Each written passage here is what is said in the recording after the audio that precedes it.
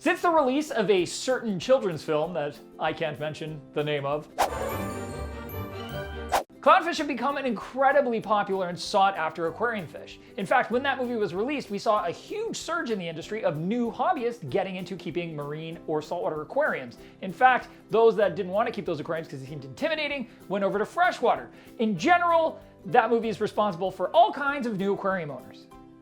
In today's video, I'm going to be telling you what you need to know in order to keep a clownfish happy and healthy, specifically Ocellaris clownfish, since that is most likely what Nemo was modeled after. First off, clownfish are a marine fish. Whoa, whoa, whoa. Before you get all disappointed and mope off and get a freshwater aquarium because you think marine aquariums are too hard, clownfish aquariums are extremely basic. You don't have to get fancy with them. You don't have to keep corals or anemones or anything like that. All you have to worry about is learning the new skill of how to measure the salt content that you're going to be adding to the water. So that's basically it. It's almost the same as freshwater, very close. You just also have to know how to add salt and pick a different substrate. But beyond that, it's a cakewalk. It's not hard. We actually already did a how to set up a super simple saltwater aquarium using a 20-gallon tank, which coincidentally would be absolutely perfect for a clownfish or a pair thereof. So if you want to check that out, we're going to drop that down in the description. Just maybe watch it after you're done watching this video. First, let's talk about difficulty. They're not difficult. Ocellaris clownfish are also super hardy, and not only because they're a very easy and robust fish in the wild, but also because they are now almost exclusively bred in captivity, which makes keeping them in aquariums a lot easier for us because they are raised in that environment, they have become used to that kind of setting, and that just makes them adapt a lot easier to your home aquarium. So you basically picked the best beginner fish for saltwater tanks. Good job. And because they are so easily bred in captivity, clownfish now come in a staggering array of different patterns and morphs. So if the traditional white and orange bars isn't quite snazzy enough for your tastes, have a look at an artistic Da Vinci clown. Not fierce enough? How about a gladiator? Prefer something more risque? Look no further than the naked Ocellaris, ooh la la. Drawn to the dark side? Let the black Ocellaris consume you. Can you feel its power? Anyways, you get the point. There's lots to choose from. So what kind of housing do you require to hold one of these majestic beasts in your home?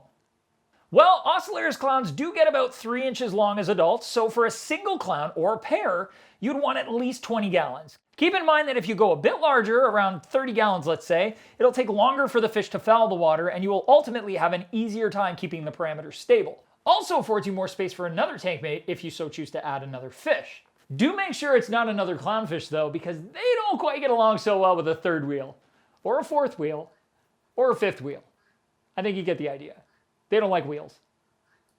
As for decor, they aren't picky at all. Add some artificial ornaments, natural live rock, plastic plants, corals, anemones, sky's the limit. Next up, let's talk parameters, because a part of keeping clownfish happy and healthy is providing an environment they will thrive in. Clownfish come from tropical waters and will do best if kept around 76 to 78 degrees Fahrenheit. They can also do quite well with a salinity, or fancy word for saltiness, of anywhere from 1.020 up to 1.026 specific gravity. The standard pH for marine tanks is around 8.1 to 8.4, and clownfish will do just fine within that range. As for carbonate hardness or alkalinity, they are quite flexible and will feel comfy anywhere from about 7 to 12 DKH.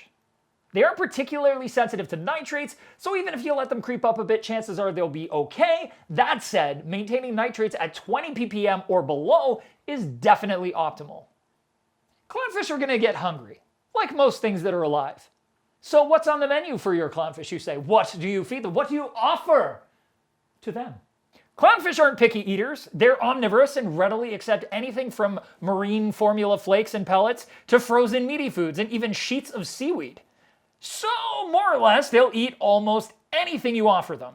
That's great news since it makes it super easy for you to feed them a good variety of foods and vary up their diet.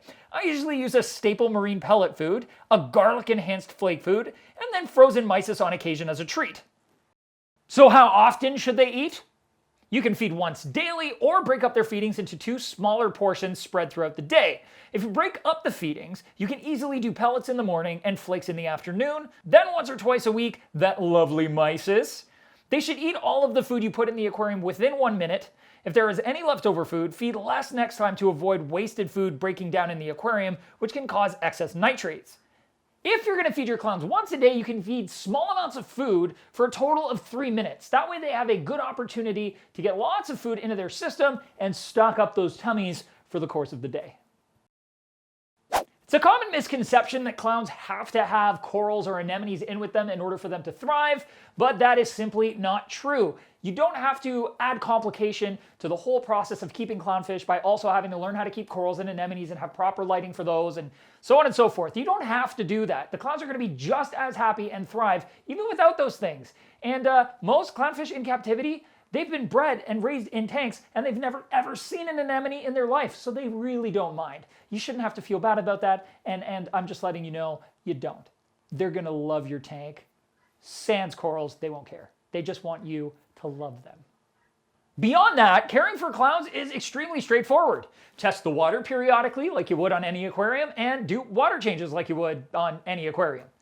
But if you find yourself asking questions, because you have some, there's a comment section below, and I would love to get back to you. And we've got a whole whack of community members that follow our channel that know their stuff too. And I'm sure there will be a conversation sparked, as there usually is, and it's lots of fun. So comment. And also, we have social media like Facebook if you'd like to reach us there, or if you want to treat your eyeballs to some aquatic goodness, we've got Instagram.